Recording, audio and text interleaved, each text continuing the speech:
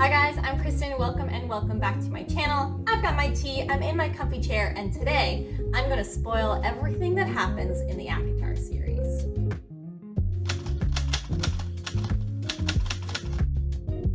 Okay, but not actually everything. This is a new video series that I'm going to be starting, and it is a too long didn't read. Basically, is there a series that you read the first book of, thought it was okay, but not really so into it that you want to keep reading the series? However, you would really kind of be interested in knowing what happens at the end of the series. The idea for this series was given to me by a friend who I got to read the first book in the ACOTAR series and has no interest in continuing. However, he kind of sort of wants to know what happens in the rest of it. So, Joe, this video is for you. Two things that are important right out of the gate here. First off, obviously, this is going to be spoilers. It is all spoilers. If you don't want to know what happens in the first 3 books of the ACOTAR series, do not continue watching. This is all spoilers. Second important thing is that if you are already an ACOTAR fan, you've read all of the books, you love it, or even just if you've read them, I am not going to say everything. I'm not going to give every nitty-gritty detail. I'm not even going to focus or maybe even mention some of the characters. I'm just sticking to the most important facts and plot points in the books so that this video is not an hour long, because actually quite a few things happen in the second and third books of this series.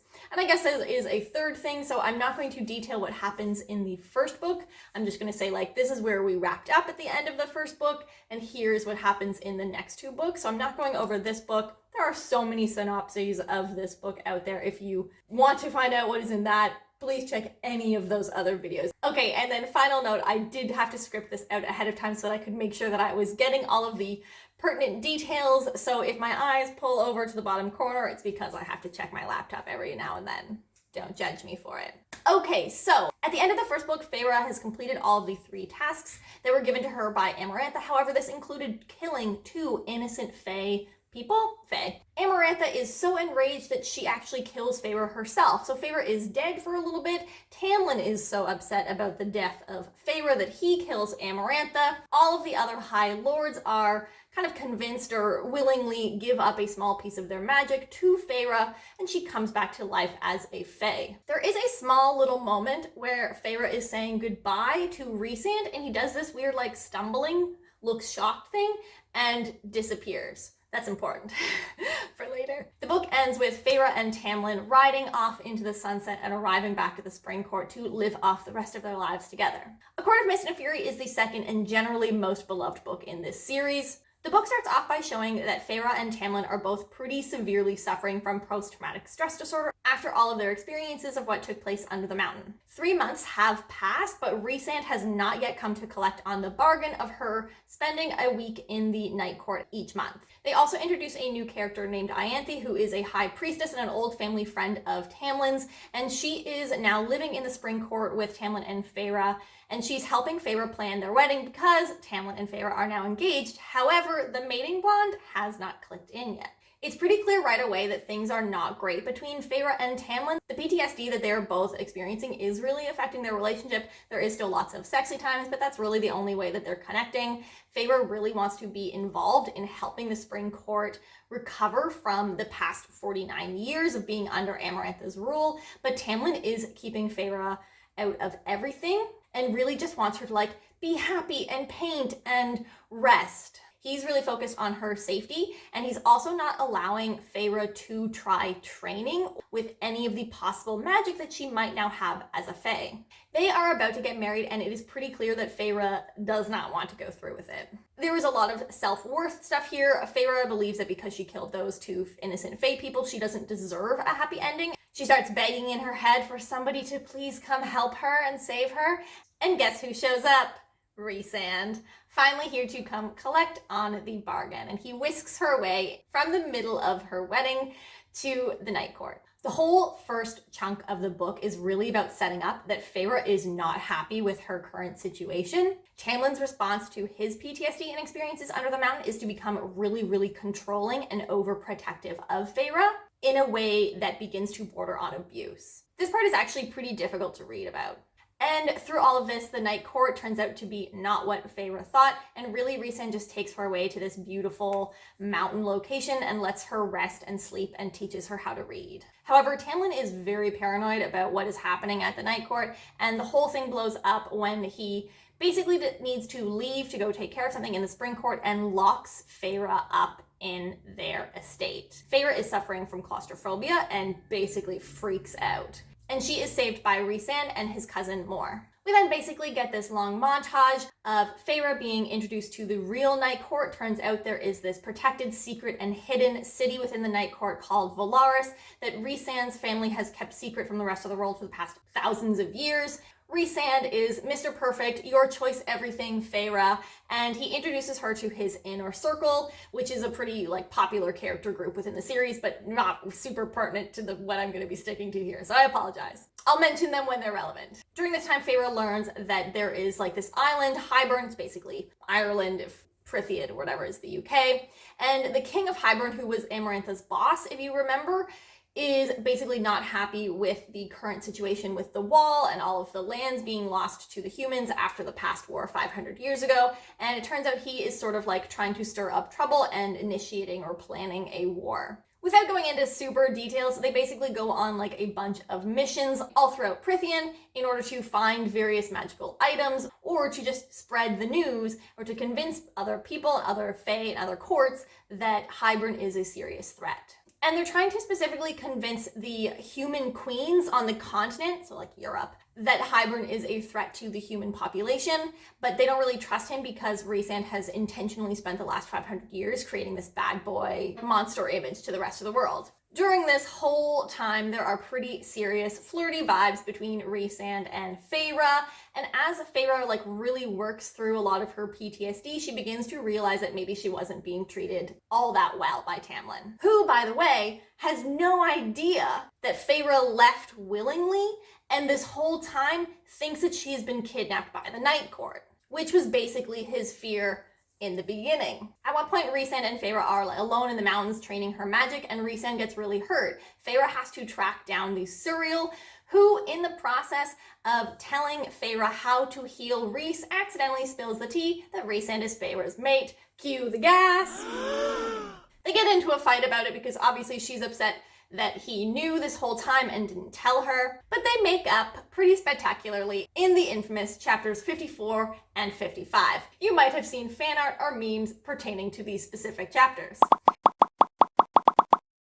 Chapter 54 is basically Rhysand shows up and tells her this whole long backstory going back all the way to the war, well, unnecessarily, about how he was captured during the war by Amarantha and hates her and basically spent the whole time that he was under the mountain trying to take her down or find ways to do this, and was willingly doing that thing. I don't want to say the word, but he was with Amarantha in order to try to get close and to take her down. At some point in the past few years, he started getting these dreams or images of flashes of a human hand painting things. And at a certain point, the images start to become more clear and he realizes she's in Prythian. And that's when he turned up at Calanmai in the first book. He was looking for her. The rest is basically a way to excuse all of his questionable actions from the first book, like how he actually tried to scare Tamlin into sending Feyre below the wall again, or how under the mountain he was dressing her up and drugging her so that she wouldn't be alone, but also that she wouldn't have to remember all of the horrible experiences or the things that were happening. And he was trying to really piss Tamlin off so that Tamlin, who's the only one who could actually physically attack Amarantha because of magic, he was trying to rile Tamlin up to kill Amarantha, which is exactly what happened. But it wasn't until they said goodbye after she was a fae and he does that stumbling thing that is when the mating bond clicked in for him. Chapter 55 is just a really intense sex scene involving soup, paint, and a table. And a bathtub. Okay, romance in check, back to the world plot. In order to prove to the human queens that Rhysand is trustworthy, they use this magical device to basically show the human queens Valaris, which up until this point is a city that no one in the world knew about and it was magically protected. They need something from the queens, like this magical book, and the queens basically say no, we don't believe you, and they don't give it to them. However, one of the queens did side with them and she secretly leaves the book for them. Turns out the whole magical thing with showing them Valaris was a trick trap. Hybern had already been dealing with the human queens and convinced her for whatever reason that he was good and Rhysand was bad, and the queens give up the location of Velaris to Hybern, and Velaris is attacked. Feyre has this like badass using her magic, you know, attack thing moment, and actually kills that weird bat thing that was always beating her in the first book. So that was, you know, cathartic. Then Feyre, Rhys, and the Inner Circle like create this whole plan to go to Hybern to try to deal with the fact that Hybern now has this cauldron that like not only created the world, but can destroy it and therefore can destroy the wall. That also turns out to be a trap. Tamlin and Lucien have made a deal with Hybern. Again, Tamlin thinks that Feyre has been kidnapped and is being like mind controlled by Rhys, and so he makes a deal to help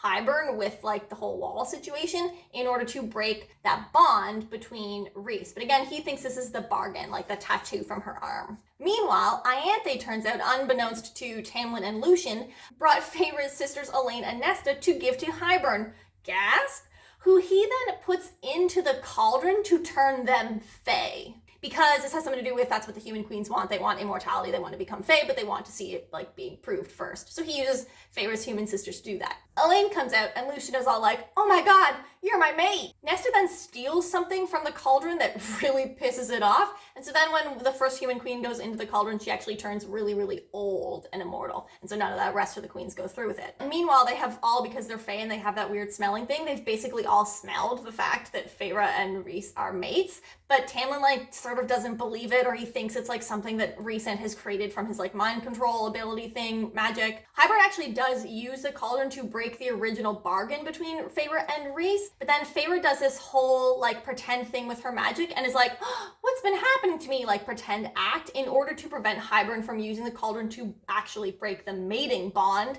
And that's where book 2 ends. Feyre going back to the Spring Court, pretending to have been kidnapped by the Night Court, and Rhys is able to take Feyre's now Fae sisters to the Night Court to protect them. Okay, book number 3, A Court of Wings and Ruin. This starts off with Feyre is in the Spring Court pretending to still be in love with Tamlin, but she's also sort of pretending that she was traumatized in the Night Court, and so don't worry, they're not doing it. There's a pretty good section where Feyre is like undercover spy agent in the Spring Court, both trying to like take the Spring Court and Tamlin down from the inside, but also trying to get as much information on Hybern as she can, because as I said before, Tamlin is now helping Hybern to try to take down the wall. Feyre basically creates and manipulates a bunch of situations to make Tamlin look really bad and for her to look really good. Once all of Feyre's plans are in motion and she's gotten all the information about Hybern she needs, she's about to leave when she finds out that Ianthe has basically been sexually assaulting Lucien this whole time. Yikes. Yeah, turns out she was a bitch. And Feyre ruins her chance of a clean escape by basically attacking Ianthe to protect Lucien, who's like chained to a tree in this situation. Unfortunately, some people from Hybern see this, and she also has to kill them. After she kills those people, Feyre leaves, and Lucien actually agrees to go with her because the alternative is that he has to go back having like just killed some of Tamlin's Hybern allies. Very dramatically, there's some stuff that happens, but basically Feyre and Lucien get back to the Night Court, and surprise, towards the end of the last book, Feyre and Rhysand got married in a secret ceremony before they left for Hybern. And she is the first ever High Lady.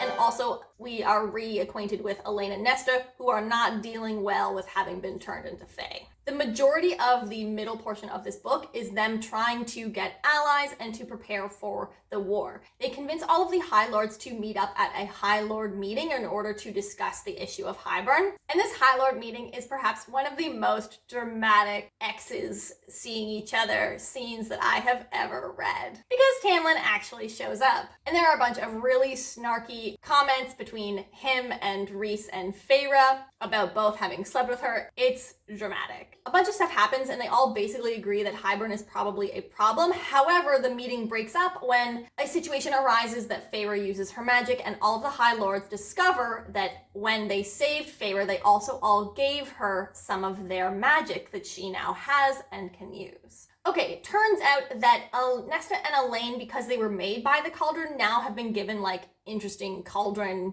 abilities, but because they were made by the cauldron, they're also sort of connected to it, and they start using Nesta to try to track down the cauldron because they think that then they will know when the cauldron is going to be used to break down the wall. It's a lot of setting up for the war, Feyre and Rhysand being like uber aggressively in love with each other. There's lots of gratuitous sex scenes, and they use the word mate about 1,000 times. Nesta is still a bitch. Elaine is sad because her human fiance, she was engaged, doesn't really want her anymore because she's Fae. They're trying to ally up with the humans. And Lucien is all mopey because he knows that Elaine is his mate and she doesn't really appear to want anything to do with him. Oh, and during all of this, there are sort of like vibes between Elaine and one of the inner circle guys, Azriel, and also like snarky, angry, sexy hate vibes between Nesta and the other inner circle guy, Cassian.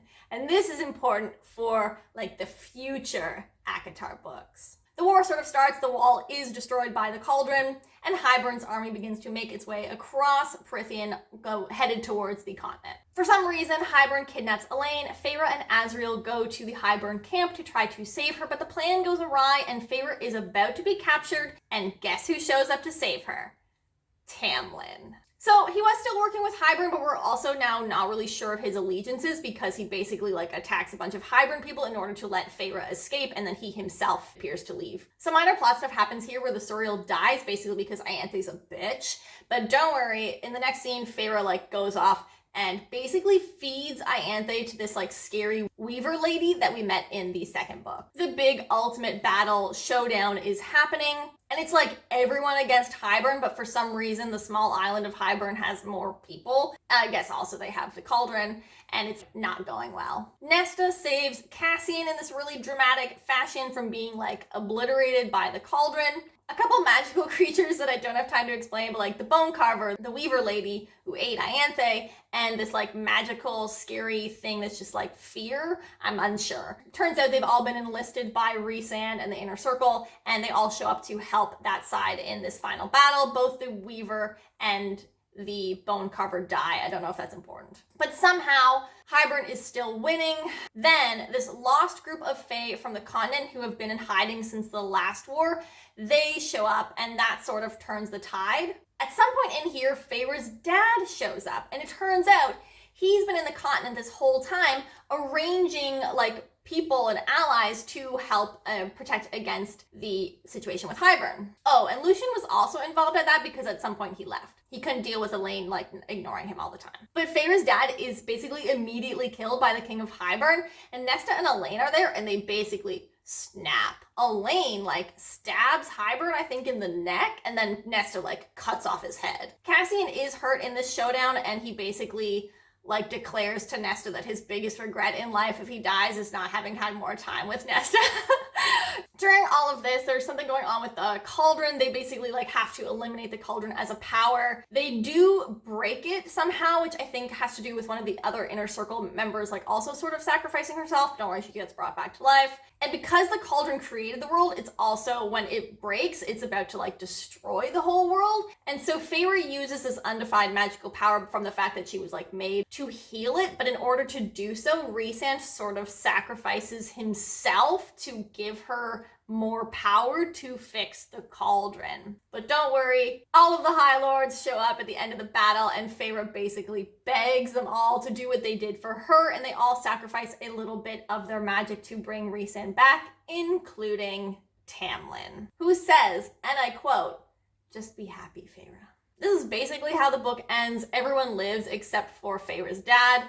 Tamlin's court is like destroyed. Feyre like was a little bit too successful at turning the people in his court against him. But there are some dangling story threads here, like the fact that the wall is down for good, and some of the human queens like might be a potential risk and threat. Thus, leaving lots of material for Sarah J. Maas to return with an extended series. So that is it. That is what happens in the first 3 books, the original trilogy in the ACOTAR series. There are more books already out and still planning to come out in this world. There is a bridge novella, and there's apparently another bridge novella expected. And then we have 3 final books in the series, the first of which has already been published, and that's A Court of Silver Flames, which is Nesta and Cassian's story. And then there are 2 full-length novels still expected in the series overall. I can't do the other books because that sort of arc or that trilogy is not completed yet, but if you would like it, I will do it in the future when they are all out. And if you are into this idea of this too long didn't read but still want to find out what happens in the series video series, let me know down below if you're into it. And if you have series that you would like me to cover in this video series, let me know and I will perhaps read the series for you. Or maybe I've already read it. Anyway, that is it for me today. If you just want to let me know that you are still here, leave a rose emoji. And don't forget to like and subscribe if you like what I do here. Have a great day, everyone. I'll see you next time. Bye.